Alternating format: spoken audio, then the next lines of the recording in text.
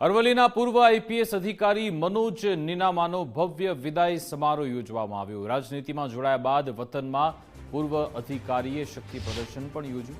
શામળાજીમાં જાબ ચિતરિયા ગામે ભવ્ય કાર્યક્રમ। વરઘોડામાં પૂર્વ આઈપીએસ અધિકારી મન મૂકીને જમ્યા હતા। મંત્રી અને ભાજપ પ્રભારીની હાજરીમાં કાર્યક્રમ યોજાયો।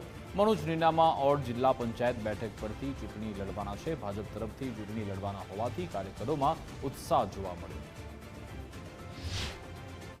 હવે પછી આખી બીજો અધ્યાય જ્યારે ચાલુ થાય છે ત્યારે સમાજ અને કુટુંબ સાથે રહી અને આ વિસ્તારમાં જેટલા પોઝિટિવ કાર્યો અમે કરી શકશું, સમાજમાં જેટલી પોઝિટિવિટી લાવી શકશું અને સમાજ સાથે રહી અને સમાજનું ઉત્થાન કેવી રીતે થાય એ માટેના પ્રયત્ન કરશું।